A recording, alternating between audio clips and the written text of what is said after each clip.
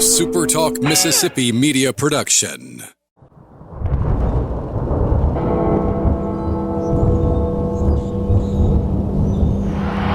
You can wrap this one, my friend, in maroon and white. 10 seconds.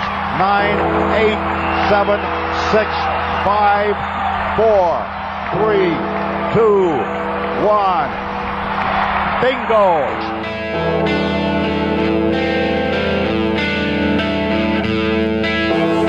You're listening to Thunder and Lightning on SuperTalk Mississippi, covering Mississippi State sports like nobody else.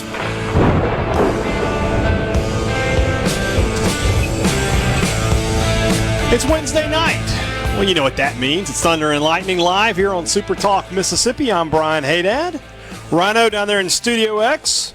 We got the remote thing happening today. That does not change his responsibilities in any way, shape, or form, though. He will make sure that we come to a complete and total stop in about, 53 minutes from now. So he'll be taking care of us there. Of course, we are brought to you by the good folks over at Visit Vicksburg, the Vicksburg Convention and Visitors Bureau, my hometown. We'll tell you about some of the great stuff going on down in Vicksburg over the next hour. But today we are in Tupelo. We are here at Stone's Jewelers. We've been here for the past 3 hours with SportsTalk Mississippi. Just announced our winners in the giveaway for those who were given away to Sanctuary Hospice. We appreciate them very much. Appreciate the good folks at Stone's. They could have just had a regular remote, but they were like, no. We want to stay here an hour longer and hear Thunder and Lightning, and I appreciate that. So thank you guys for having me. It has been an eventful couple of days here at Mississippi State, basically because a lot has been going on. And you would think maybe that's not the case. The season's over. What's happening here at Mississippi State? Well, I will tell you, friends, what's happening here at Mississippi State. What's happening is the transfer portal.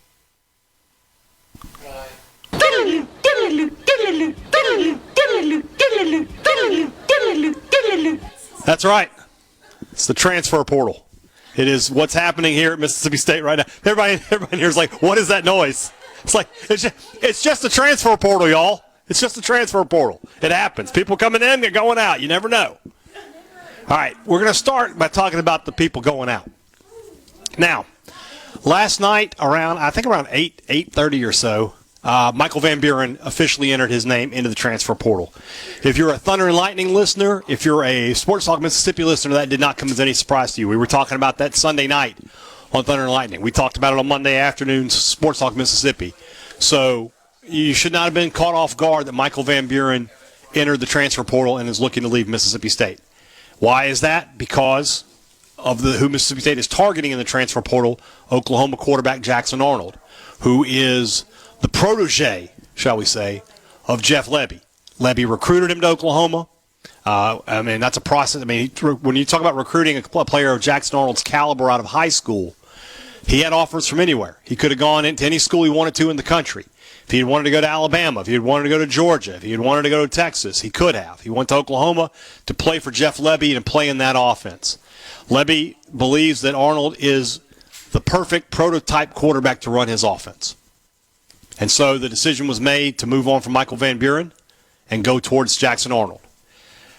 Is that the correct decision? That's one of those only time will tell kind of things. And it's definitely a risk. Don't let anybody tell you that's not a gamble for Mississippi State. Van Buren, I thought, to be thrown into the situations he was as a true freshman with an offensive line that struggled, with a defense that put him behind the eight ball in every game that he played. I thought Van Buren played pretty well, to be honest with you. And I saw the potential, and I saw a guy who could be a future star in college football. Jackson Arnold, when I saw him at Oklahoma, he was struggling in the early part of the season. But one thing I liked about him, and we talked about this on Monday as well, is that when he lost his starting job, he didn't say, okay, well, I'm going to redshirt and I'll transfer out or I quit. Or he sat on the bench. He cheered on his teammates, and then when he got his opportunity to come back into the game, he played well, got his team to beat Alabama, and got him into a bowl game.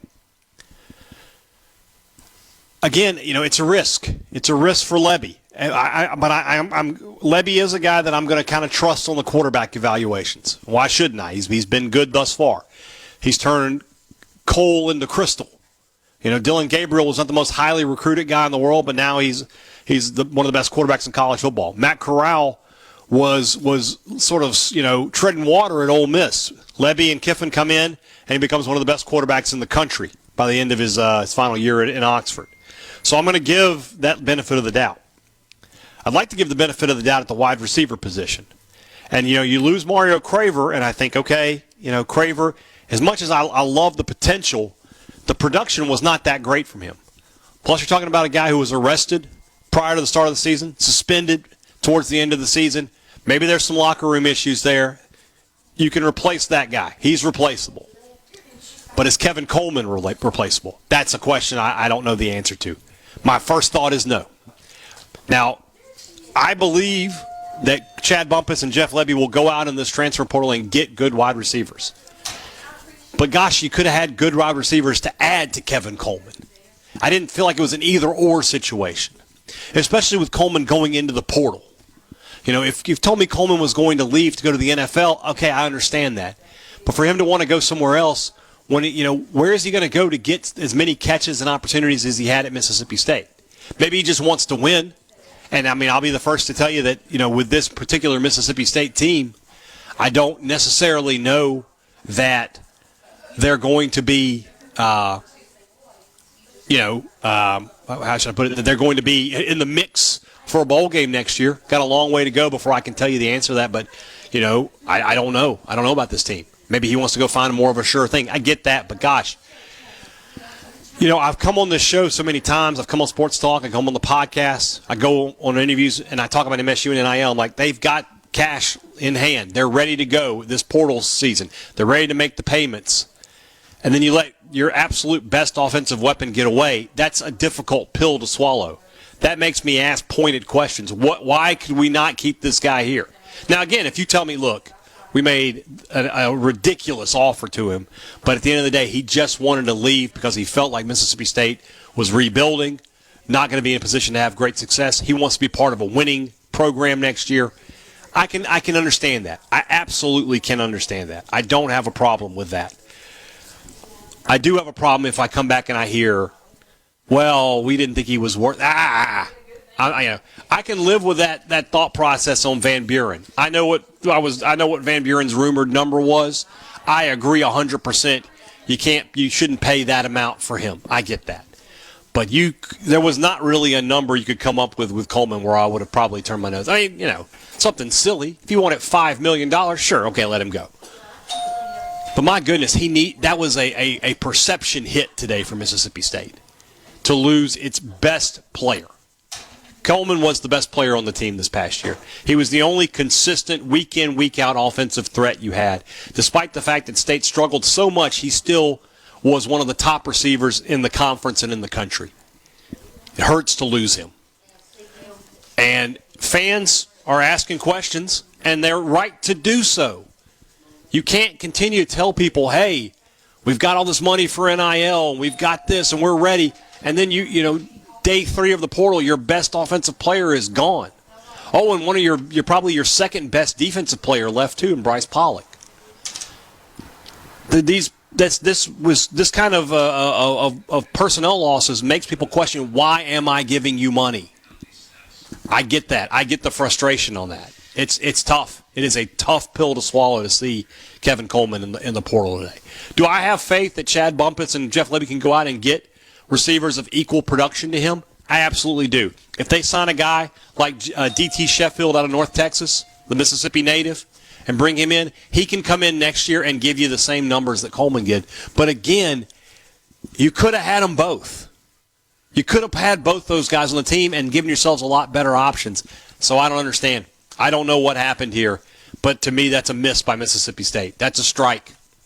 That's tough. And for a guy with Jeff Lebby's, this is a guy who he doesn't have any credit in the bank.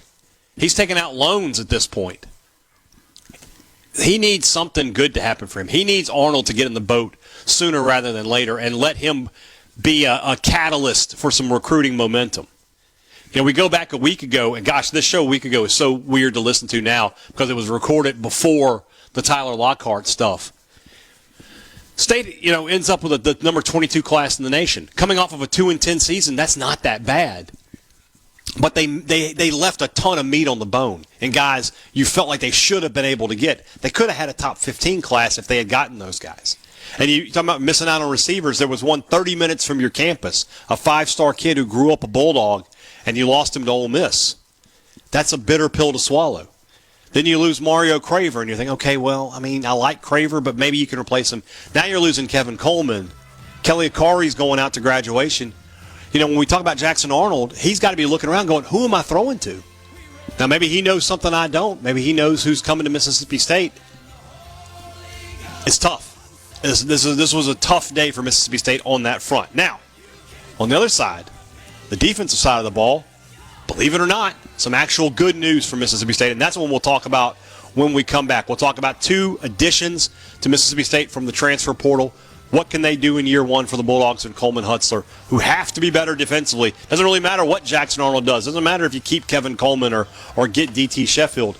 If you can't stop anybody, it doesn't matter. State's starting to take those steps to be better there this year. We'll talk about that when we come back. This is Thunder and Lightning Live here at Stone's Jewelers in Tupelo, Mississippi.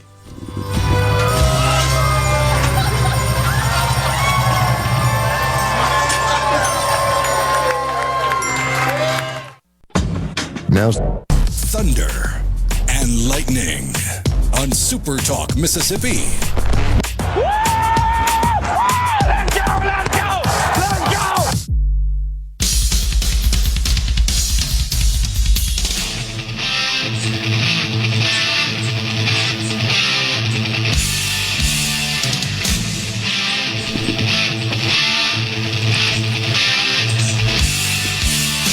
Back here on Thunder and Lightning, SuperTalk Mississippi. I'm Brian Hadad. Thanks for joining me here on a Wednesday evening. If you do want to join me, you can do it on the C Spire text line, 601-879-4395. We're brought to you by Visit Vicksburg this Saturday. Breakfast with Santa at the Vicksburg Convention Center over at 1600 Briggs Hobson Boulevard. $7 per person for tickets, which includes breakfast, photo with Santa, souvenirs. There's going to be Home Depot kid crafts and activities. You can buy your tickets at the Vicksburg Convention Center box office or at Ticketmaster.com. Sponsored by McDonald's of Vicksburg, Bella La Vida Photography, Express Personnel, and my good friends over at Golden Barge Line. And proceeds will benefit the Ronald McDonald House. For more information, call 601-630-2929. My friend Austin Golding will be on tomorrow with Richard Cross. I hope he gives him the business when he's on with him tomorrow morning. As we're doing the show here tonight, by the way, I'm live here in Tupelo at Stone's Jewelers. As we're doing the show, the SEC is releasing the 2025 dates for the football schedule. Now, if you didn't know this already, State's first games of the year next year are all their non-conference games. They're going to kind of do what Ole Miss did this year, play all 4 games to start, so that means they'll have 8 straight conference games after that. Week 1, Mississippi State will start the year on the road in Hattiesburg, taking on Southern Mississippi. Week 2, the Arizona State Sun Devils will make the return trip to Starkville after this year's game in Tempe. So that's going to be September the 6th.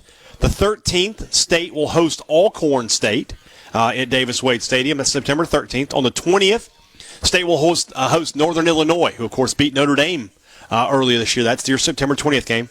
Looks like State's off. I'm sorry, no, I'm incorrect. State will host Tennessee on September the 27th. Week 5, State's first game of the year. The Tennessee Volunteers will come to Starkville on September 27th. On week 6, State will be on the road, their first SEC road game of the year at Texas A&M. Week 7, that looks like a bye week for State, if I'm reading it right, and I am. Yeah, Mississippi State off the week of October 11th. And then that's the last one that we have here. Oh, sorry, here we go. Week 8, Mississippi State will be at Florida. So back-to-back road games. They'll play on the 4th at A&M, then be off, and then on the road to Florida on October the 18th. And I'll continue to update that as we go forward. But we also need to make another update of sorts. Let's talk about some new additions to Mississippi State that just happened today. Hit it, Rhino. Curtain, curtain, curtain, curtain, curtain, curtain, curtain, curtain, curtain, curtain, curtain, curtain, curtain. Curtain, curtain, curtain, curtain, curtain, curtain, curtain, curtain, curtain, curtain, curtain, curtain, curtain. We got them dancing in the aisles here for the Cruton song. They love it. They love it. All right, State has gone into the portal. Obviously, the first order of business in the portal for Mississippi State is defense. And that's where they've gone first in these first couple of commitments. Now, you might remember a few weeks ago we talked about State. They added a defensive back out of Kennesaw State, Javen Williams. He was State's first true portal commitment. That actually happened during the season for Mississippi State. Today, Mississippi State picked up two players from Old Dominion safety Jerron Manning. Jerron Manning, a Manning from New Orleans, has committed to Mississippi State. I'm just saying. No, I don't believe he is related to to Eli and Archie and those guys, but maybe a distant cousin. But a safety from Old Dominion. I'm not a guy that tells you that Pro Football Focus is the end-all, be-all of anything for what you're looking at in a player, but he was highly rated there amongst national safeties a season ago. So Jerron Manning comes to Mississippi State, and then Red Hibbler, defensive lineman from North Carolina State, previously Louisville High School, Louisville, Mississippi, Northwest Community College, and then on to NC State. Didn't play much last year, but 2 seasons ago led the Wolfpack in sacks with 6.5. State desperately needs a guy who can get after the quarterback. 6.5 sacks. State had 10 sacks as a team this season. So it gives you an idea of what you're hoping that Red Hibbler can bring you in year one at Mississippi State. Only 1 year of eligibility left for both of these guys, so they're one and done at Mississippi State. But State's first 3 commitments out of the portal are all defensive guys for Mississippi State. So obviously, a long way to go there. I think State had 4 or 5 other guys on campus today. If you've been keeping up with if you look over at the craziness that is the On3 message board transfer portal thread, this is a thread with, as we speak, over 5,000 posts in it, over 238,000 views of everybody just constantly refreshing, seeing who's going into the portal, who's visiting Mississippi State, so on and so forth. You're seeing a lot of names of guys starting to make their way to Mississippi State to take visits, and now it becomes a question of, can you get those guys to sign on the line which is dotted, and that's going to be hopefully the case for Mississippi State. Here's week 9 in the SEC. Texas comes to Starkville on October the 25th. So that's your week 9 game for the Bulldogs. The Texas Longhorns, first time in Starkville since 1991. Jackie Sherrill's first year in Starkville, and of course State won that game back in 1991. 13-6 was the final score of that one. That's where we are now. We haven't gotten to week 10. I feel like it's election results. I'm just updating them as they come in. We've got, so that's 9 out of 12 games. We've got 75% of the polls coming in here. So what do we know then? State. What games have we not called out? Arkansas, Georgia, and Missouri remain to be given out for Mississippi State. Plus, I think this is also another second bye week year. And in case you didn't know this, anytime the football season starts before September 1st, there will be a second bye week within the season. I don't know why that is necessarily. I'm sure it has something to do with the calendar. But there will be a second bye week. And, of course, we know the last game of the season will be, I believe, on Black Friday again. I don't know if they've necessarily announced that officially, but I'm pretty sure it will be Mississippi State versus Ole Miss on Black Friday again. So this game is October 25th. So we're still remaining to find out what State plays on November 1st, November 8th, November 15th, and then I believe the Egg Bowl will be on November 28th. That would be the Black Friday game for November 28th. Okay, so there we go. So we still have 3 more games to find out, and we know that those games are Georgia at home, Missouri on the road, and Arkansas on the road. And of course, Ole Miss is at home this year, so 2 home games left to announce and 2 road games left to announce. Let's see if we'll update it one more time before we continue on here. They have not updated yet. State needs to get, Levy the other day at his signing day press conference talked about he needed 15 guys out of the portal. That number's way off. I can't help but think that Levy was kind of trying to say 15, starters out of the portal.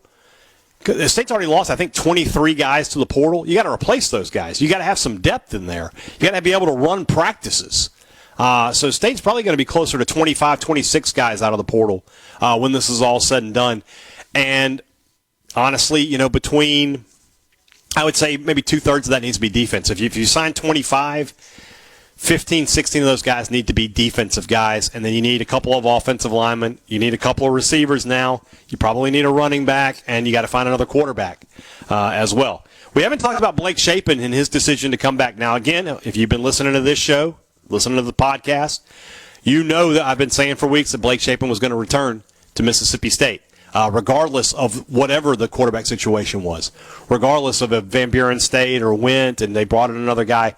Blake Shapen was going to be here regardless. He made that announcement official yesterday. And I will be honest with you, and I've talked to some people at Mississippi State, they believe he's going to be State's starting quarterback week one. There's a strong groundswell to believe that regardless of if Jackson Arnold comes to Starkville or if State misses out on Arnold but they go get another guy out of the portal, Shapen is still going to be that guy.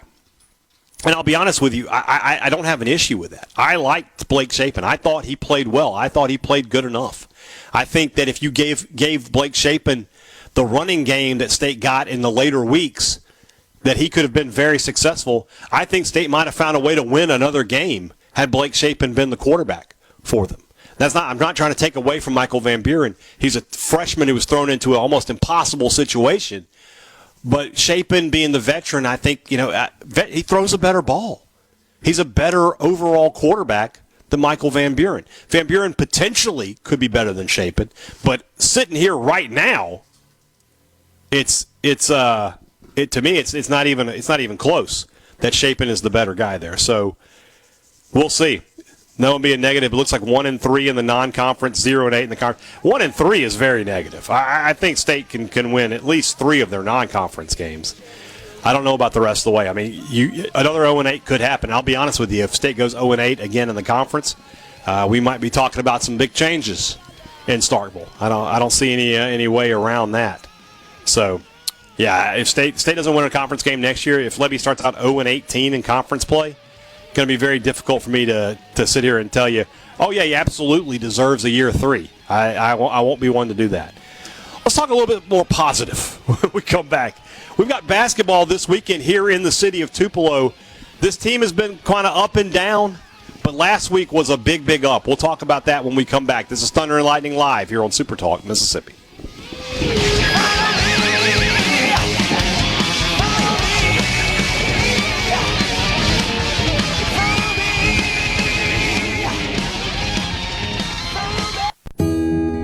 Thunder and Lightning on SuperTalk Mississippi.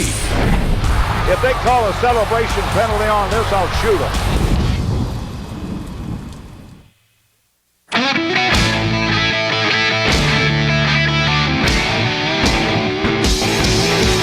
Out of all the reindeer, you know you're the mastermind.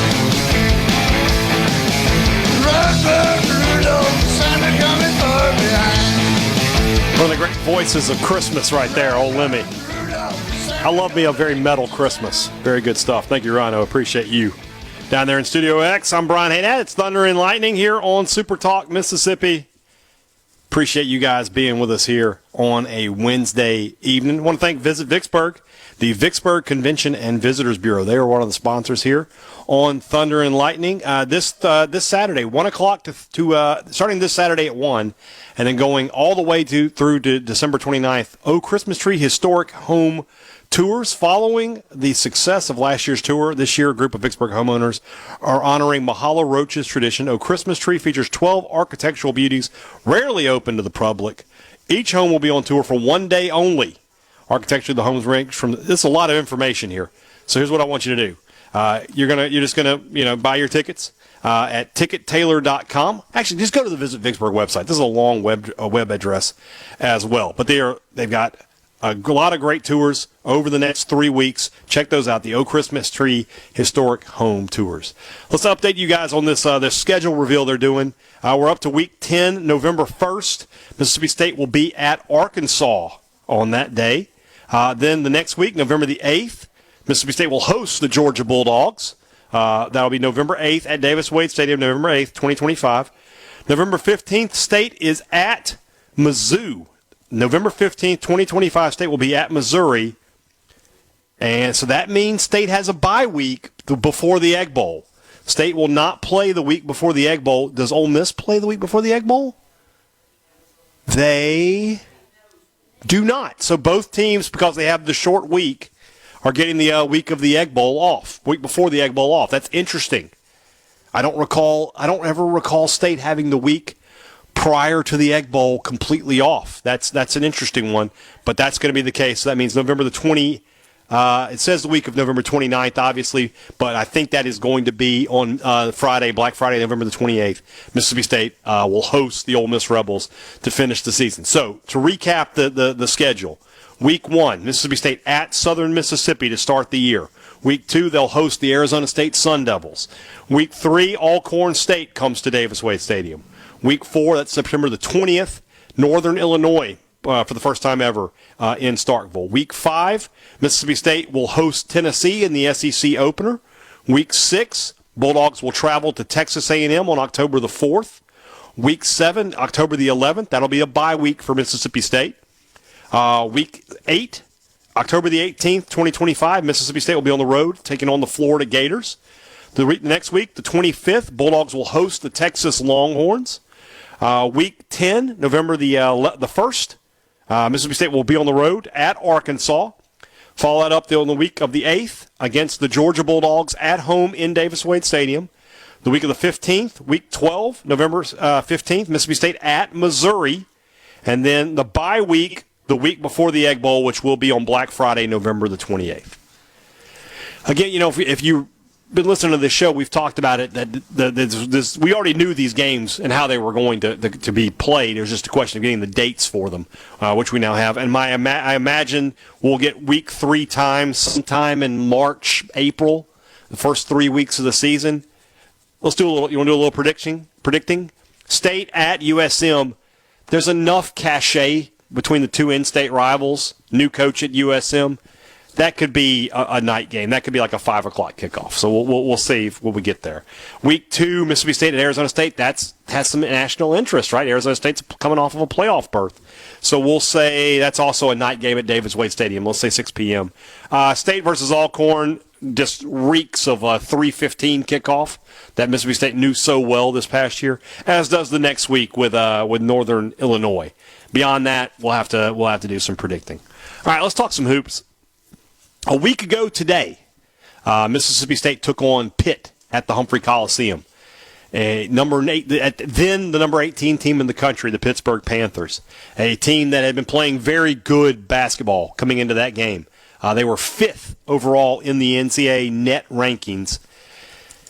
And all Mississippi State did was beat them within an inch of their life. That was one of the best games I've seen State play under Chris Jans on both ends of the court.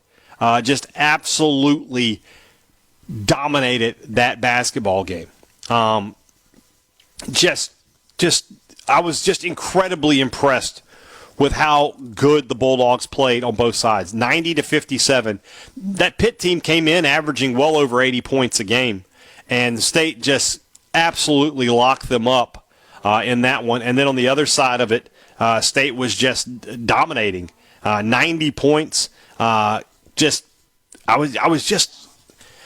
was surprised at how easy the Bulldogs made it look in that game.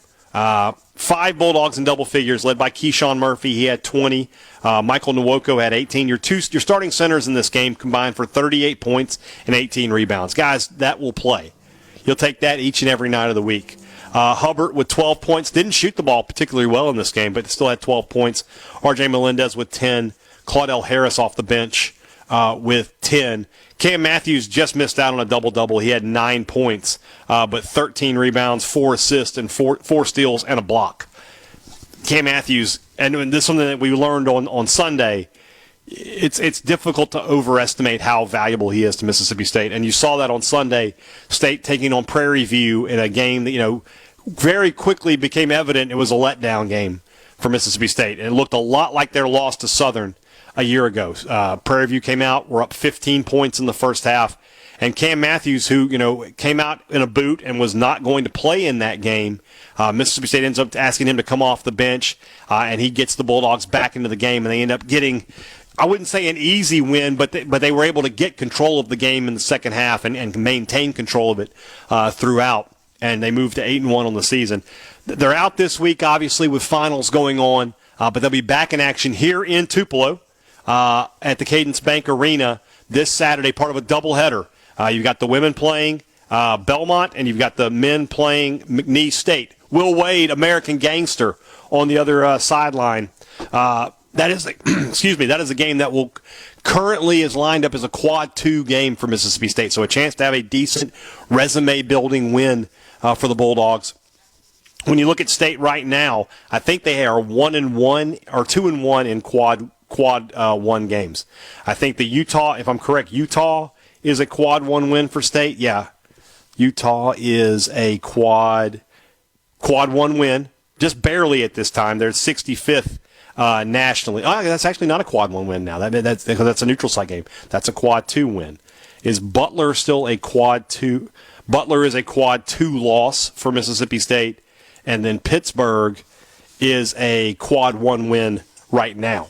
Pittsburgh currently down to 16th in the net. As long as they stay in the top 25, I believe, that remains a quad 1 win for Mississippi State. So State 1-0 in quad 1 and then 1-1 in quad 2 at this time. They have McNeese is a quad 2 opportunity, and then a week from Saturday when they travel to Memphis, that should be a quad 1 game throughout the season. As long as Memphis stays in the top 75, which they are likely to do, with it being a road game, that remains a really good resume win for Mississippi State. This team, to me, right now, is kind of playing the way I thought the football team would play. They're winning with offense. Defensively, they have some question marks, and they're just a different kind of defensive team than what you saw from Mississippi State the first 2 years under Chris Chance. They're still very capable defensively. They can get after it on that side of the ball, but when they are winning, it's because they have so many options from a scoring perspective. So far this year, Melendez, Matthews, Nwoko, Kugel, Hubbard, Murphy, Claudel Harris, and Kanye Clary, who's out indefinitely at this time. Jan said it was a lower leg injury keeping him out. But and Sean Jones Jr. So that's, I think, did I do the math right? 10 guys so far this year who have gotten double figures for Mississippi State. Now, you think about a season ago, how many guys got double figures for Mississippi State? Maybe 7? So 3, I mean, it doesn't sound like a lot, but you're telling me you've got 10 guys who you can almost count on for 10 points in any given game. That makes State incredibly hard to defend, especially when you're talking about Nwoko and Murphy doing it on the post, and then Hubbard getting his points on the perimeter with Harris. Jones and Kugel are guys who can drive to the bucket, and Melendez can do a little bit of that as well, but they also can shoot out on the perimeter. They just have so many different ways to attack you right now. Now, I do think that they do have to start playing better defensively, because if they don't, when we get into SEC play, and they give up 84 points to Prairie View, you can't do that in SEC play. That'll be 110 points on you real easily, and you can't allow that. So that's going to be Jan's task over these next 4 weeks until we get into SEC play, is to get this team playing a little bit better defensively. But instead of winning 70 to 64 or 68 to 61, maybe you can start winning some games 78-71. You give up 10 more points, but you're scoring 10 more points, and that's how you're going to win. I still like this team a lot. I thought the game against Butler, that was probably the worst game they've played under Jans in non-conference play. But they bounced back strong against Pitt. They had a little bit of a letdown against Prairie View. So we'll see what happens this Saturday when they're here in Tupelo taking on McNeese. All right, we'll wrap things up when we come back. This is Thunder and Lightning Live here on SuperTalk Mississippi.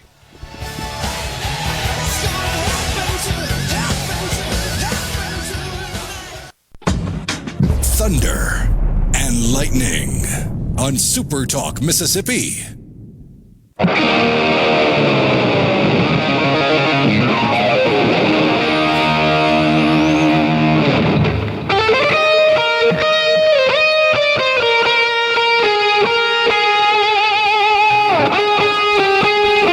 One last go around here on Thunder and Lightning, live here on SuperTalk Mississippi. Of course, I'm live today here at Stone's Jewelers in Tupelo. I want to thank the Stones for having us here.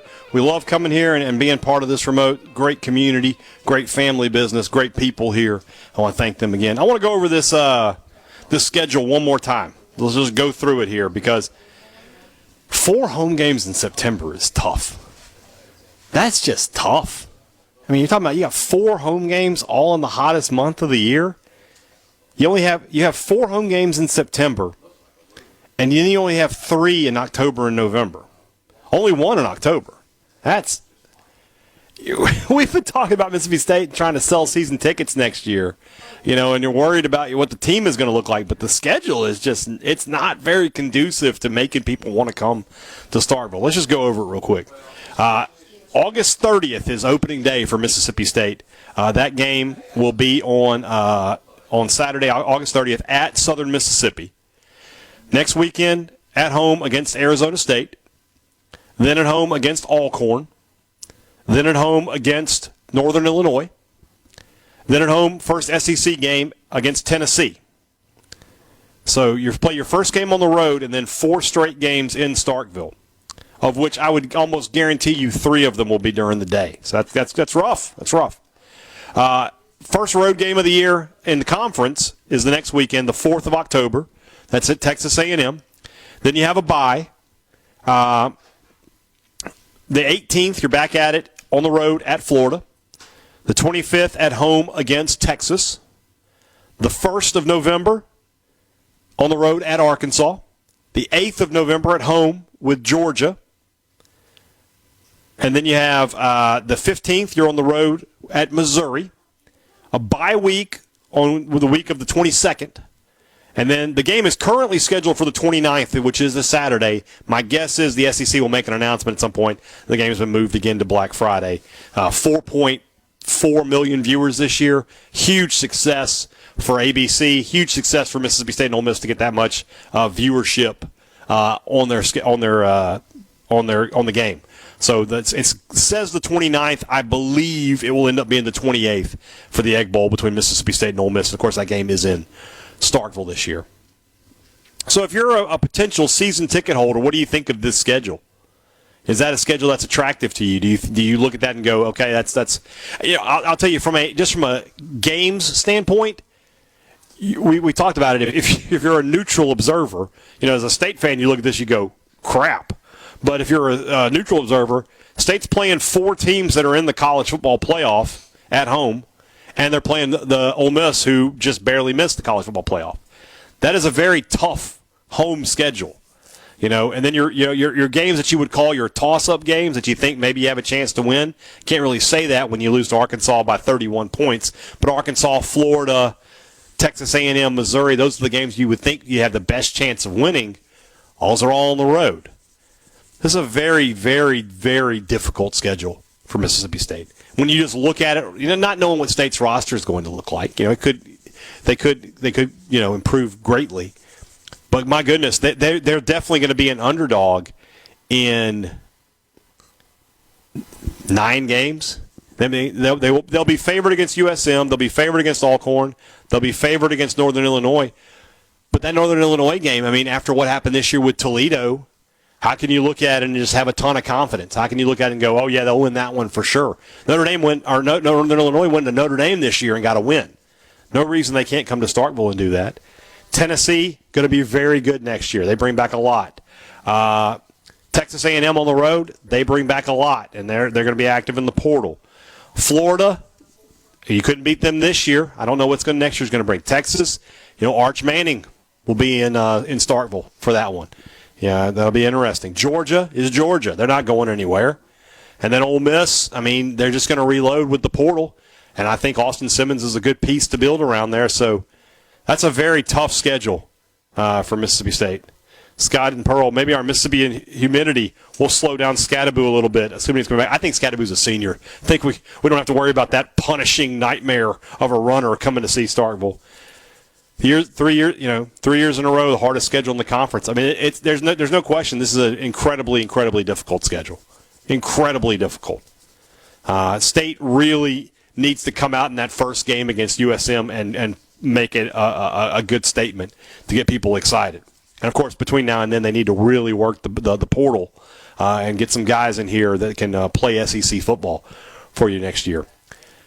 These next few days are going to be very crucial for Mississippi State. Jackson Arnold is supposed to visit this weekend, be in Starkville on Friday. And if that's the case, they need to lock him up and then try to use him, like I said, as a catalyst to continue to bring in some players. They got to replace Kevin Coleman. They got to get some playmakers on the offensive side of the ball now. And defensively, I mean, they need another 10, 11 guys like the ones they've got committed right now, if not better. Going to be a very precarious month for Mississippi State. The 2025 season will be determined in the next 20 days for Mississippi State by what they do in the portal. We'll find out what that is. Guys, don't forget, there's no Thunder and Lightning podcast tomorrow. I've been busy all day, couldn't get up with Robbie, but we will be back on Friday, and, of course, Sports Talk Mississippi tomorrow, 3 o'clock. Me and Michael Borky, plenty to talk about. For Rhino down there in Studio X, who's brought us to a full and complete halt safely yet again, I'm Brian Hadad. Thanks for listening to Thunder and Lightning here on SuperTalk Mississippi.